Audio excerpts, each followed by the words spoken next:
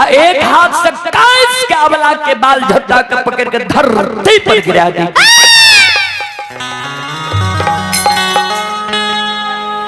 एक बेटा बेटी पुत्र पुत्री संतान के कारण हीरा मोती के बुढ़िया सास हीरा मोती के वही गहबर के वो सार पर ध्यान दे श्रोता सज्जन वृंद मां बहन बाबू भैया सब आपो रानी के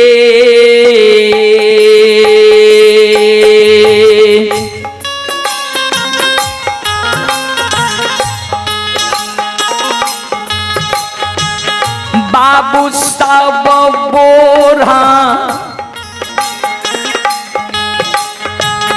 नीके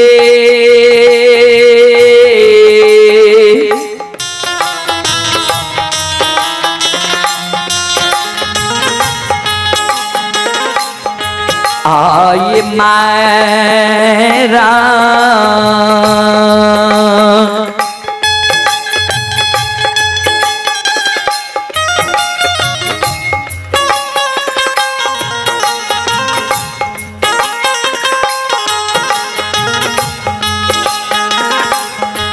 आए मारई छई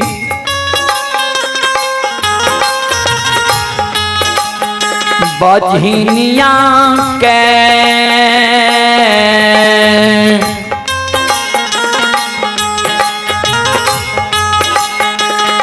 सासू गहाबर के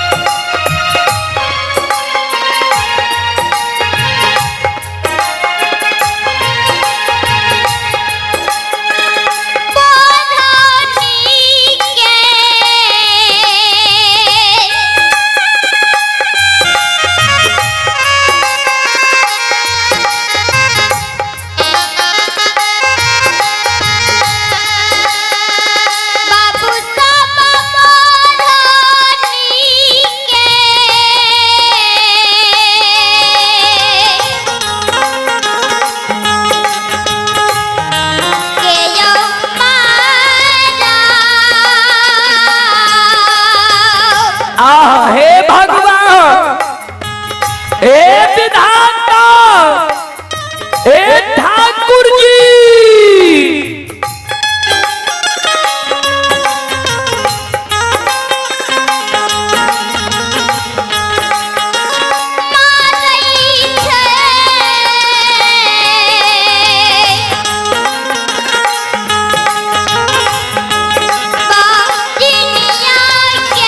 हेलो हेलो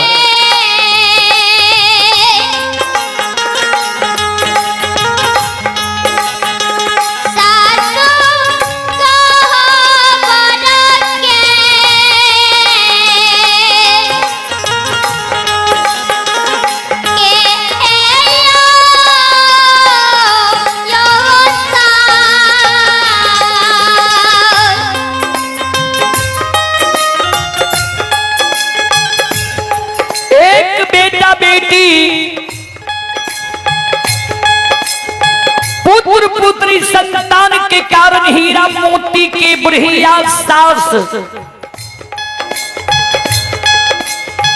गहबर के ओसार पर जे हीरा मोती काने रहे हीरा मोती के पीठ पर दू चार 10 झाड़ू मार दै छै।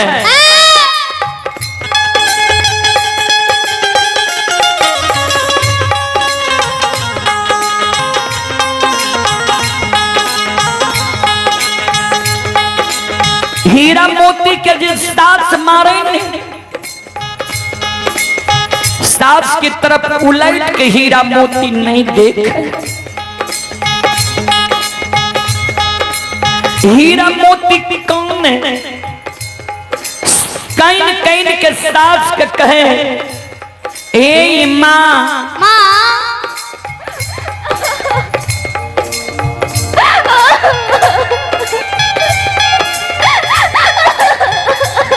किया हमरा बोरनी की मार मारे छिए। कतबो जब सास मारे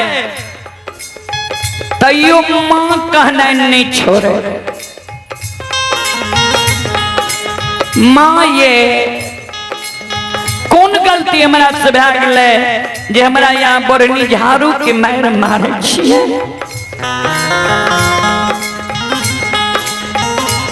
हीरा मोती की बुढ़िया सास हीरा मोती के कहे हे गए भाई की धोची बझनिया कुल कलंकनी निपुत्री, तोरा कोई सजा बेटा बेटी पुत्र पुत्री संतान हेबे न करतो त तू हमरा घर में रह के की करबे? भाग हमरा घर से।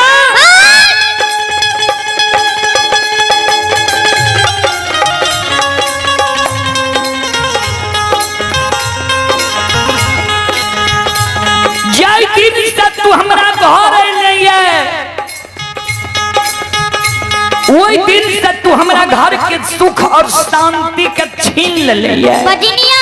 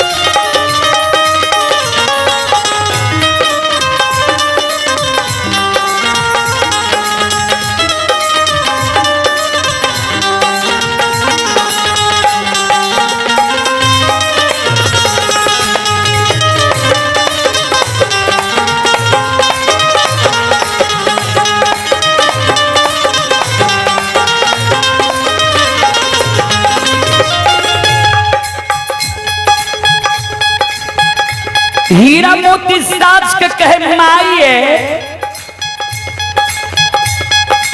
बेटा बेटी के कारण माय हमरा मारे छिए।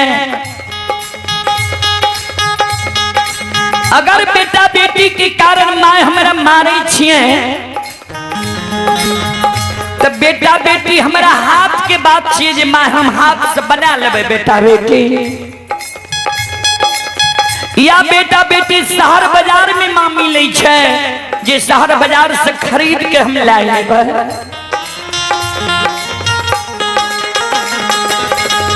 जय दिन भगवान के कृपा हैतई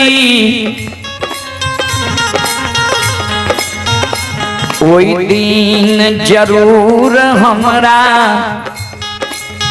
कोई से बेटा बेटी पुत्र पुत्री संतान हेते। ए माँ माँ तो दयालु होई छे, सास तो दयालु होई छे। जहिना घर में हारी की झापन ढक्कन होई है वही न परिवार में बेटी पुतों के झापन माँ हुई है या सास हुई है। जय घर में माँ नहीं है, जय घर में सास नहीं है, वही घर में बेटी पुतों के कोनो झापन नहीं है, पर्दा नहीं है।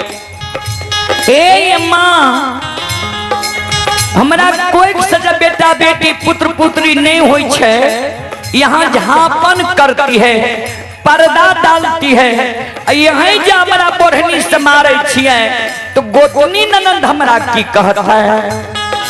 एहन धर्म सासु माँ यहाँ के नहीं चाहिए। ए सासु माँ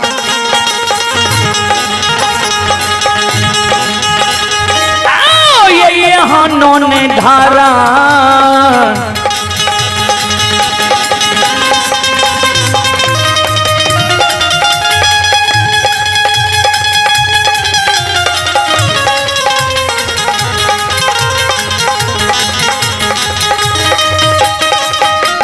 ये सासु माँ यहाँ नौने धारा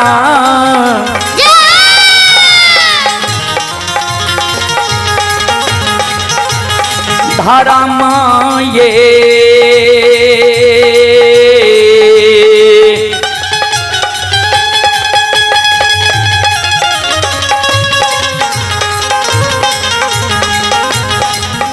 आये यहाँ के चाही सासु माँ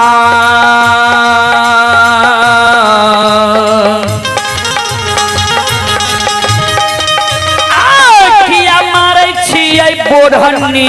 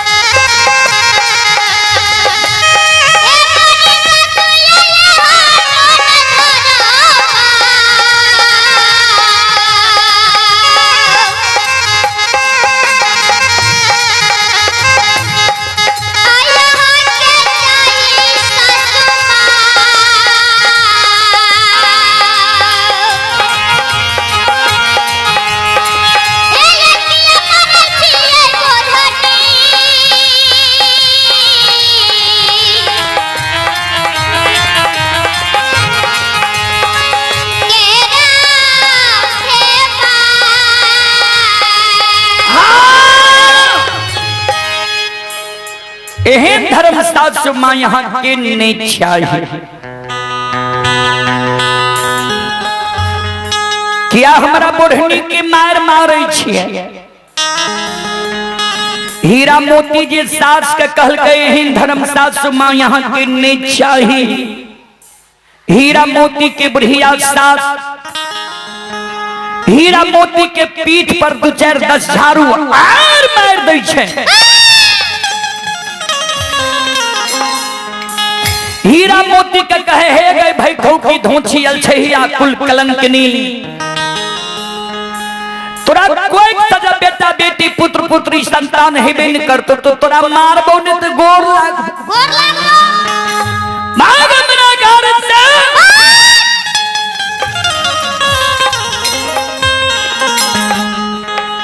हीरा मोती जे चारों बगल हियावे रहे ने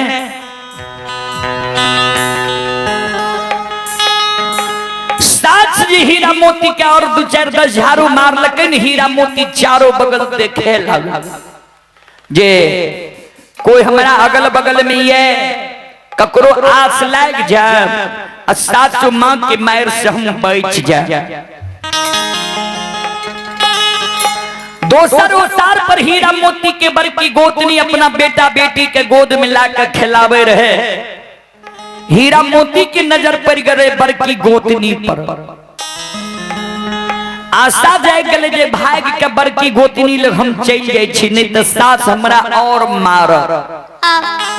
बड़की गोतनी हमरा सासु माँ की मार से बचा ले। जय ही न हीरा मोती भागल भागल बड़की गोतनी की ओर जाए। हीरा मोती के गोतनी के नजर हीरा मोती पर पड़ले। हीरा मोती के बड़की गोतनी अलगे से आवाज लगावे, देख भाई ठोकी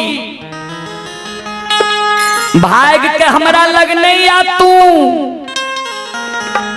हमरा गोद में हमर बेटा बेटी है, तू बांझ छे हमरा शरीर में सच में हमर बाल बच्चा बांझ भा जा, कह छियो हमरा चाहत करा।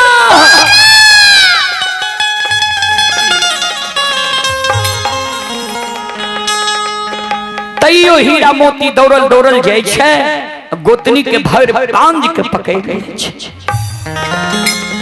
गोतनी के कहे दीदी दीदी सासु माँ हमरा बोरहनी से मारे, ये सासु माँ की मार से हमरा बचा लियो। हीरा मोती के निर्दयी गोतनी बेटा बेटी के धरती पर राख दे छे। हीरा मोती के बाल झोटा पकड़ के धरती पर गिरा दी छे।